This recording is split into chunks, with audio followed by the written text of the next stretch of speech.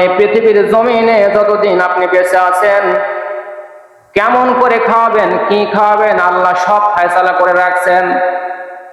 আপনি শুধু চেষ্টা করে যাবেন আর আল্লাহর উপরে ভরসা করবেন। নবীজির যুগে একদল সাহাবী সিরিয়া থেকে মক্কার দিকে আসতেছিল। রাস্তার মধ্যে তাদের খাবার শেষ হয়ে গেছে, পানি শেষ হয়ে গেছে, কোনো খাবার নাই, রিজিক নাই, তারা কি খাবে? মক্কায় পৌঁছতে আর যা সময় লাগবে কারো বাঁচার সম্ভাবনা নাই, না খেয়ে কয়দিন থাকবে।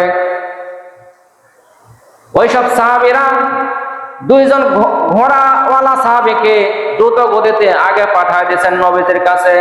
যাও, নবীজির কাছে গিয়া খবর পৌঁছায় দাও, আমাদের খাবার শেষ হয়ে গেছে, আরো 3-4 দিন লাগবে আমাদের মক্কায় পৌঁছিতে। যদি 3-4 দিন না খেয়ে থাকি, নিশ্চিত অর্ধেক মানুষ মারা পড়ে যাবে। দুইজন ঘোড়া নিয়ে আগে ছুটে নবীজির দরবারে চলে গেছে। নবীজির দরজায় যখন গেছে, ঘরের ভিতর থেকে আওয়াজ আসতেছে, ওমা মিন দাবাতিন ফিল আরদি ইল্লা আলাল্লাহি রিজকুহা। এই পৃথিবীর জমিনে এমন কোন প্রাণী নাই, এই পৃথিবীর জমিনে এমন কোন প্রাণী নাই যে প্রাণীর রিজিক আমি আল্লাহ নির্ধারণ করে রাখি নাই।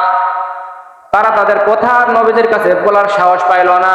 তারা মনে করলো, নবীজি যেহেতু এই কথা বলতেছে যে এমন কোন প্রাণী নাই যার রিজিক আল্লাহ জমিনে লিখে রাখেন নাই, তাহলে অবশ্যই আমাদের কথাই নবীজি বলতেছেন। তাদের সমস্যার কথা আর না বলে তারা ঘুরে চলে গেছে। তারা যে নবীজির কাছে বলতে আসছিল যে আমাদের কিছু খাবারের ব্যবস্থা করে দিন, কিছু খাবার পাঠিয়ে দিন, আমাদের সঙ্গীরা, আমাদের আরো আসতে অনেক দেরি হবে, আমাদের খাবার শেষ। তিনি যখন কোরআনের এই আয়াত, তারা দরজায় গেছে, নবীজি ওই আয়াতই পাঠ করতেছে, ওমা মিন দাবাতিন ফিল আরদি ইল্লা আলাল্লাহি রিজকুহা। এই পৃথিবীর জমিনে এমন কোন জীব নাই, প্রাণী নাই যার রিজিক আল্লাহ লিপিবদ্ধ করে রাখেন নাই। তাহলে নবীজি যখন এই কথা বলতেছে, তারা ঘুরে চলে গেছে। এখন যাদের কাছে গেছে তারা মনে করতেছে তারা হয়তো নবীজির কাছে খবর দিয়ে আসছে, খাবার চলে আসবে, সবাই টেনশন মুক্ত, রিল্যাক্সে আছে, কারো কোনো টেনশন নাই, চিন্তা নাই। অথচ এই দুইজন কিন্তু নবীজির কাছে খাবারের কথা আবেদন করেন নাই যে আমাদের খাবার শেষ। হঠাৎ করে দেখা গেল কোথায় থেকে জানি গোস্ত রুটি চলে আসলো, সুস্বাদু খাবার চলে আসলো। তারা গোত্রের কওমের সকল লোকেরা মনে করলো এটা মনে হয় নবীজি আমাদের জন্য পাঠিয়ে দিয়েছে। গরম খাবার সবাই তৃপ্তি সহকারে খেলো, তারা কিছু নিজেদের জন্য রেখে দিল। এরপরে চিন্তা করলো এত খাবার তো আমাদের কাছে রাখলে নষ্ট হয়ে যাবে, আমরা আবার দুইজন লোক দিয়ে নবীজির কাছে খাবারগুলো পৌঁছায় দিয়ে নষ্ট করে লাভ নাই। দুইজন লোক অন্য দুইজন লোককে পাঠিয়ে দিয়েছে খাবার নিয়ে। তারা নবীজির দরবারে গিয়া বলতেছেন, এই যে নিন, আপনি যে খাবার পাঠাইছিলেন এই খাবারটা বেঁচে গেছে, খাবার নষ্ট যেন না হয় এই কারণে আবার নিয়ে চলে আসলাম। নবীজি ডাক দিয়ে বলে, সাহাবীরা রে, তোমরা এটা কোথায় পেলে? আমি তো কোনো খাবারই পাঠাই নাই। বলে যে এই ঘটনা, আমরা দুইজন লোককে পাঠাইছিলাম আপনার কাছে খাবার চাওয়ার জন্য। এরপরে তারা ফিরে গেল।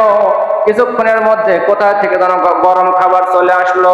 নবীজি ডাক দিয়ে বলেন, শোনো, এই খাবার আমি পাঠাই নাই, এই খাবার আল্লাহ রাব্বুল আলামিন তোমাদের জন্য আসমান থেকে পাঠাইছে। সুবহানাল্লাহ। আল্লাহ আসমান থেকে খাবার দিয়ে, রিজিক দিয়ে বান্দাদেরকে সরাসরি দিবে, এটা হলো আল্লাহর কুদরত, এটা আল্লাহর নিয়ম নয়। সকলকেই যে আল্লাহ আসমান থেকে খাবার দিয়ে সাহায্য করবে এমনটা না, এটা হলো আল্লাহর কুদরত। মুসা আলাইহিস সালামের গোত্রকে আল্লাহ সিনাই পর্বতে, আপনার উপত্যকায়, মরুভূমিতে 40 বছর আসমানি খাবার খাওয়াইছে। ঈসা আলাইহিস সালামের উম্মতকে আল্লাহ আসমানি খাবার খাওয়াইছে। এছাড়াও বিভিন্ন সময় আল্লাহ এই কুদরতগুলা হঠাৎ করে প্রকাশ করে, এটা সকলের জন্য না, সকল ক্ষেত্রেই না। আল্লাহর নিয়ম হলো তোমার রিজিক তুমি অর্জন করে নাও, রিজিকের মালিক আমি, কিন্তু অর্জন তোমাকেই করতে হবে।